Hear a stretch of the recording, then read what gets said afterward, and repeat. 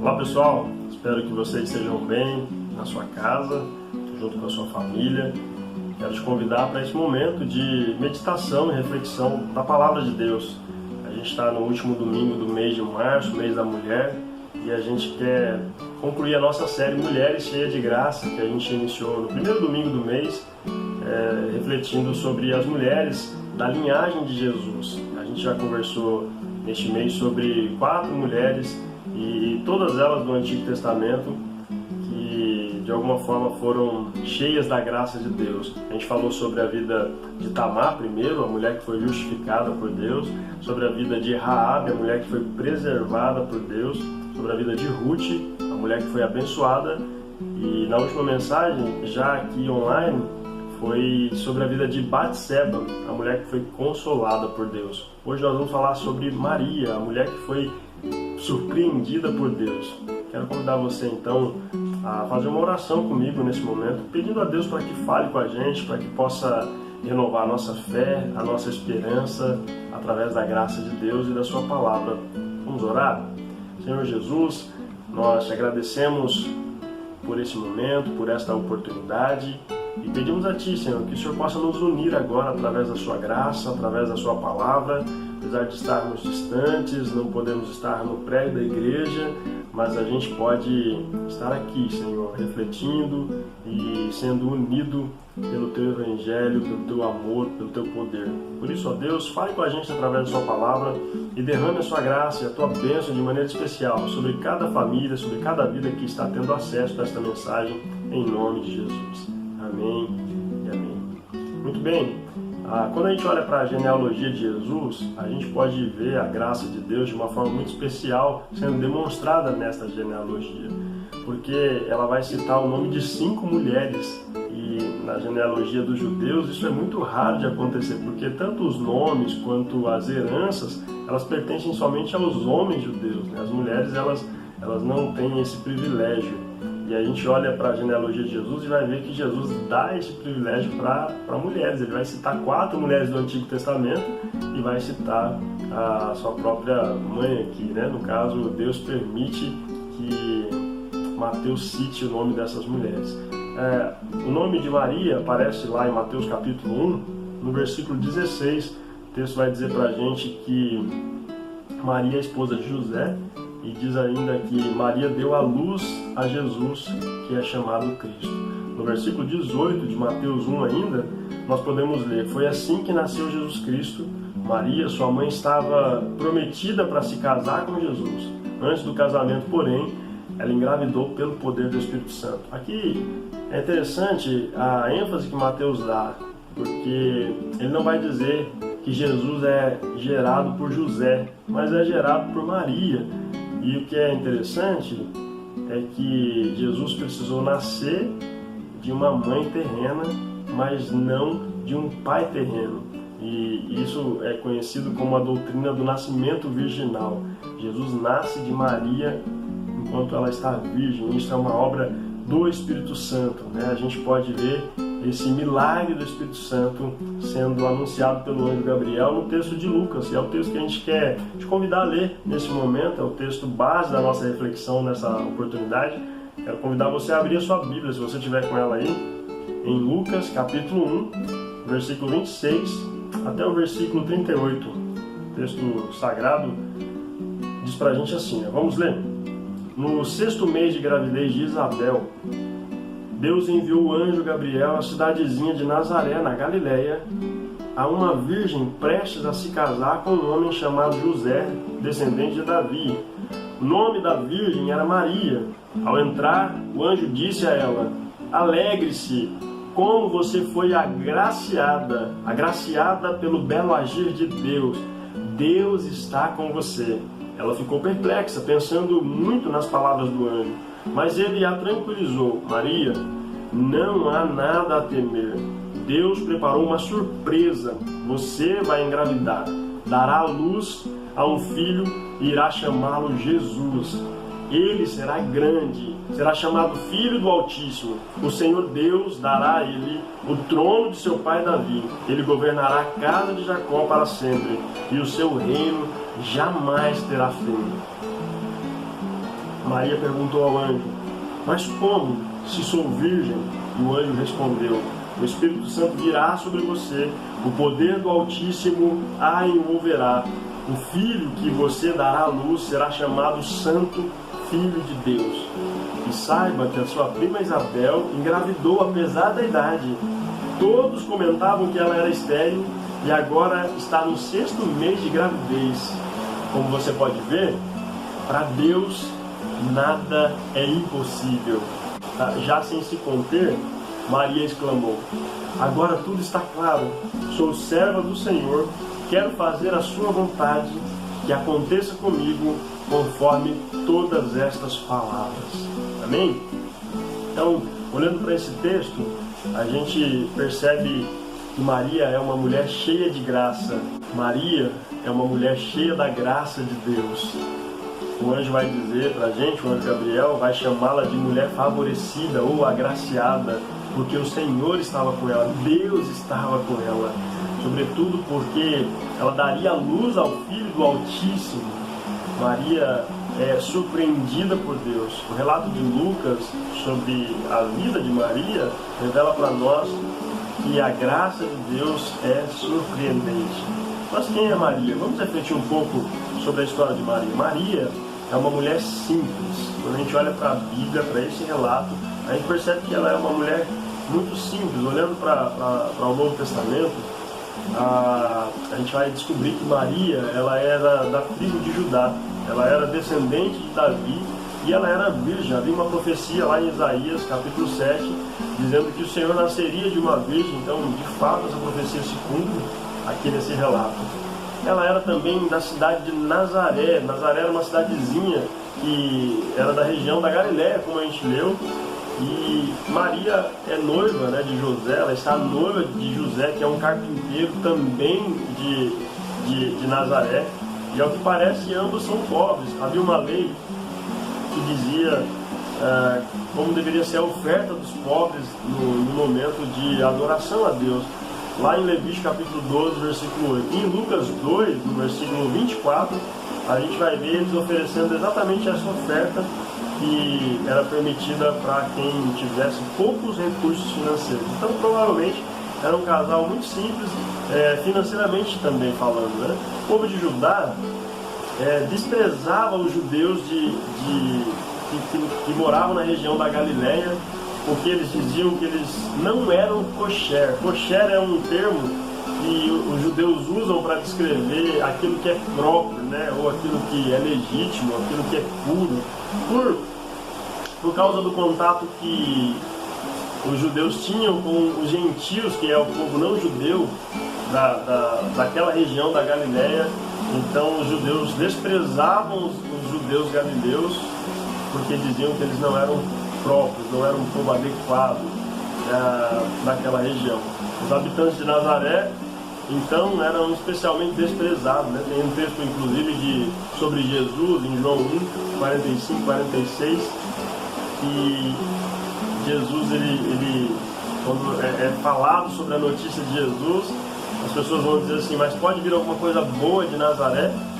Então, a gente vai ver que, de fato, não havia prestígio nenhum na vida de Maria, mas a Bíblia diz pra gente, vai mostrar para nós que na sua graça ele escolheu uma jovem de Nazaré, na Galileia, para ser a mãe do Messias prometido. É isso que a gente vê aqui no versículo 26.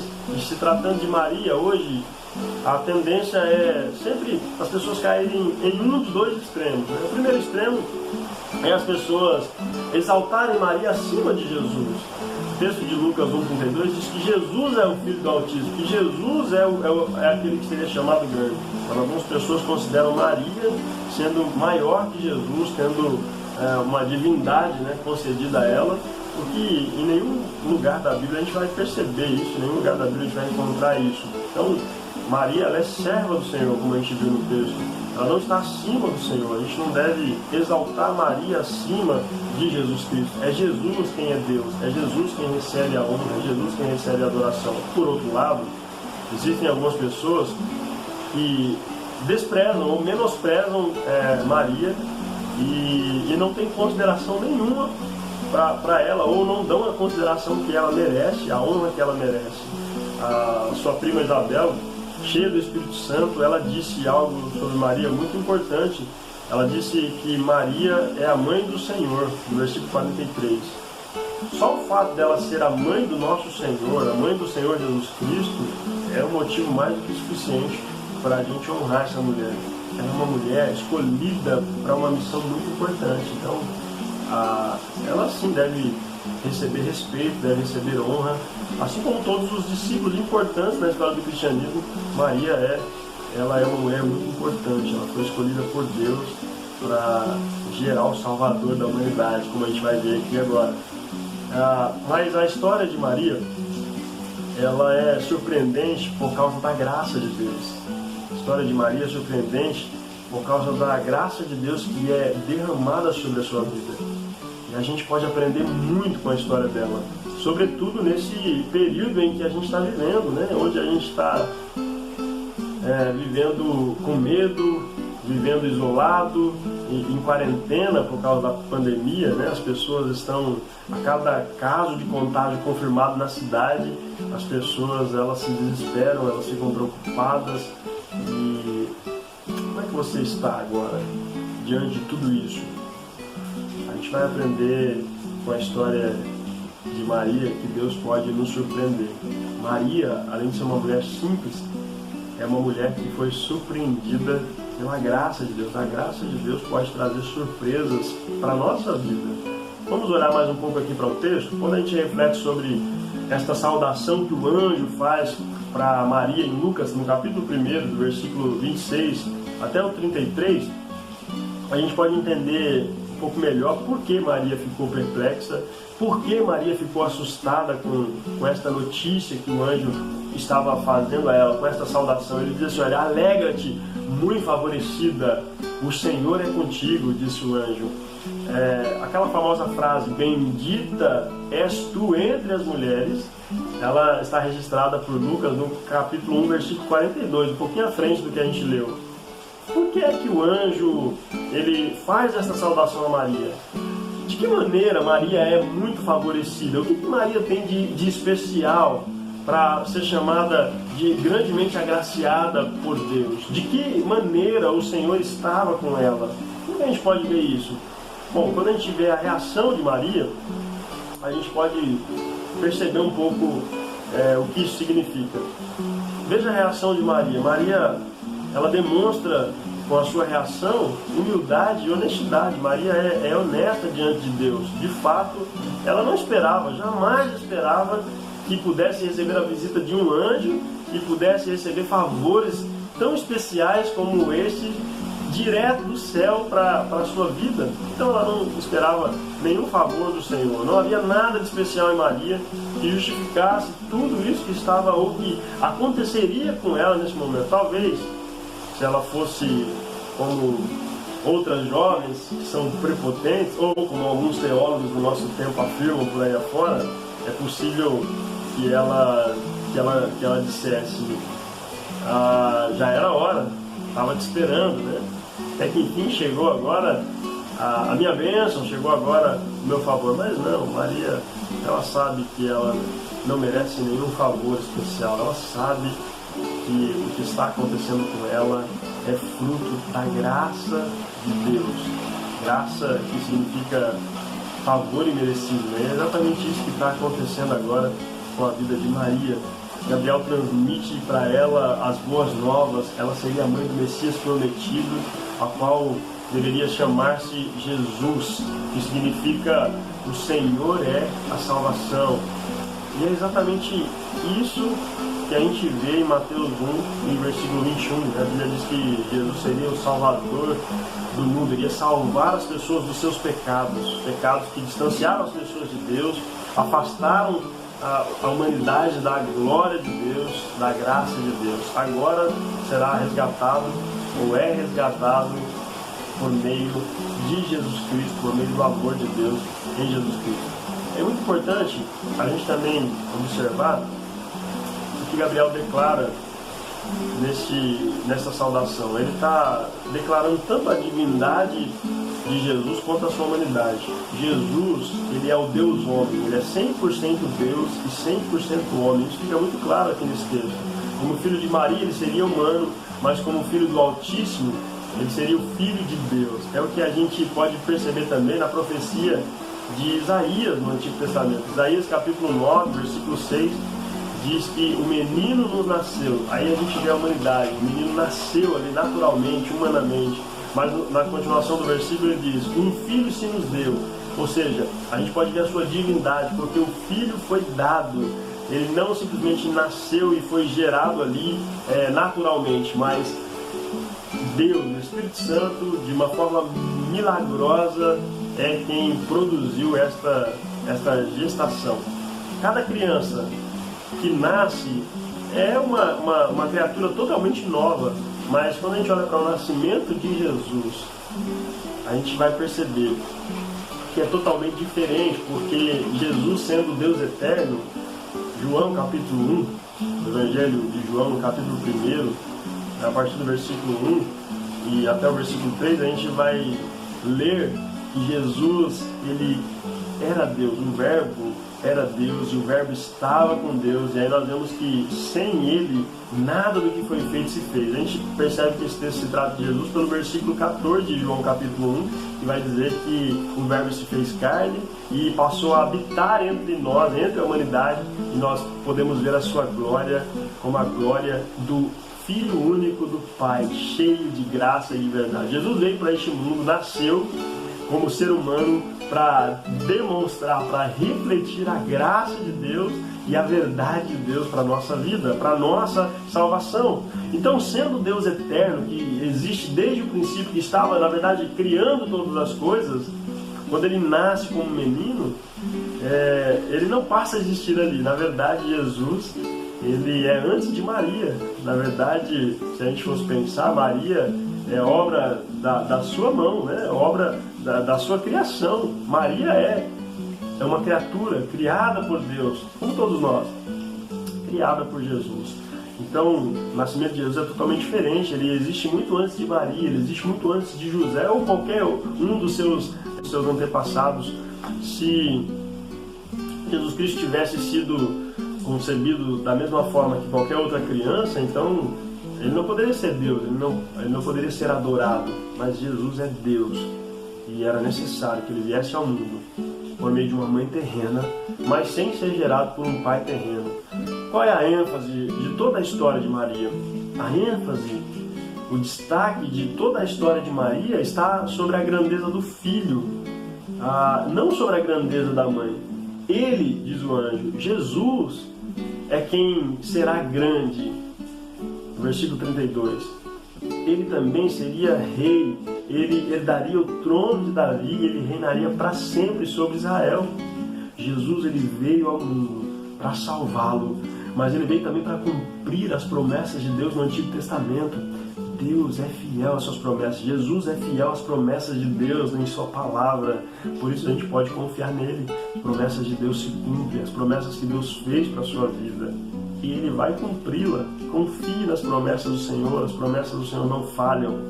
Ele de fato é fiel às suas promessas, não é porque a gente merece, mas é pela graça de Deus que a gente recebe a salvação em Jesus Cristo. Isso não é porque somos bons, não é porque nós fazemos algo bem feito, mas é porque Jesus nos ama, porque Deus nos ama. Por isso, se você já entregou a sua vida ao Senhor, não existe motivos para você ter medo, não existe motivos para você entrar em pânico. Você pode descansar, você pode confiar na graça de Deus. Quero ler com você um trecho de Romanos, o texto que Paulo escreveu aos Romanos, no capítulo 8, a partir do versículo 32. Escute com atenção, por favor. Veja o que é que a palavra de Deus diz para nós. Está escrito assim: se ele não poupou nem mesmo o seu próprio filho, mas o entregou por todos nós, Acaso não nos dará todas as outras coisas? Cristo Jesus morreu e ressuscitou e está assentado no lugar de honra à direita de Deus, intercedendo por nós. O que nos separará do amor de Cristo? Serão as aflições, ou as calamidades, perseguições, ou fome, miséria, perigo ou ameaças de morte? Nem morte, nem vida, nem anjos, nem demônios, nem o que existe hoje, nem o que virá no futuro, nem poderes, nem altura, nem profundidade, nada em toda a criação jamais poderá nos separar do amor de Deus revelado em Cristo Jesus, o nosso Senhor. É isso que a palavra de Deus diz pra gente. Não há nada que pode nos distanciar, nos separar do amor de Deus. O amor de Deus está sobre nós, o cuidado de Deus está sobre nós, a proteção de Deus está sobre nós. Não é o Covid-19, não é o novo coronavírus, não é nenhum vírus que surgir amanhã ou depois que pode abalar o amor de Deus por nós, ou que pode nos afastar dele, ou que pode nos tirar a fé, se a gente permanecer firmado na sua palavra, nas suas promessas. É exatamente por causa disso que a gente pode descansar. E é por isso que a gente pode ter esperança em Deus. Assim como Maria teve uma surpresa, porque ela sabia que não merecia tamanha bênção da parte do Senhor. Nós também podemos ser surpreendidos por Deus. Deus pode nos surpreender a qualquer momento. Deus pode fazer algo maravilhoso para nós a qualquer momento. A graça demonstrada no amor de Deus por nós é melhor do que a vida. Quem disse isso foi Davi, no Salmo 63. Salmo 63 e o versículo 3, ele revela essa verdade para nós. A graça de Deus é melhor do que a vida. A graça de Deus é o que realmente precisamos. É o que realmente precisamos para manter a nossa fé e a nossa esperança viva e inabaláveis em Deus, o nosso Senhor, o nosso Salvador. Confie em Deus, confie na palavra de Deus. Se Ele entregou Jesus, a gente tem o que é mais precioso de Deus. Ele está questionando se Ele não poupou seu próprio Filho, Ele não vai nos dar as outras coisas. Deus está cuidando de você, Deus está cuidando da gente. Confie nele.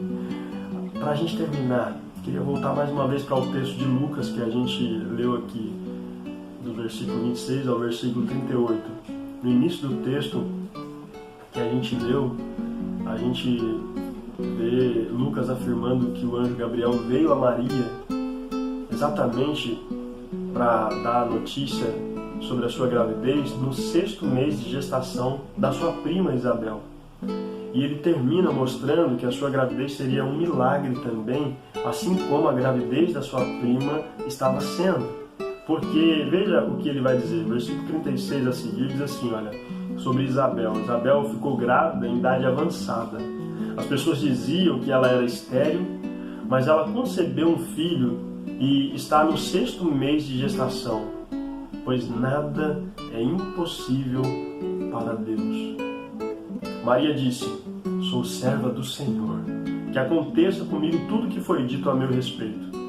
Quero destacar a palavra do anjo a Maria, quando ele disse, nada é impossível para Deus. Nada. Aquilo que é impossível para nós é possível para Deus. Aquilo que é impossível para o governo, aquilo que é impossível para os médicos, aquilo que é impossível para os cientistas, é possível para o Deus eterno. Deus pode fazer tudo. Deus pode fazer todas as coisas. Nada é impossível para Deus. Nada. Por isso a gente pode ter paz em nosso coração. Por isso a gente pode entregar a nossa vida de todo o coração a Deus. Assim como Maria, deixe Deus ser o Senhor da sua vida. Deixe Jesus governar a sua vida. Apesar de a gente ver os governos sem controle e sobre o que está acontecendo no nosso mundo, Deus é o Senhor do universo e Ele está no controle de tudo, de todas as coisas. Nada pode surpreender ao nosso Deus, mas Ele pode nos surpreender. Ele pode surpreender você. Deus pode trazer surpresas extraordinárias para a nossa vida, para abençoar a nossa vida. Ele está, aliás, preparando uma surpresa para nós no desfecho da nossa história. Quem pertence ao povo de Deus não tem a sua história finalizada aqui.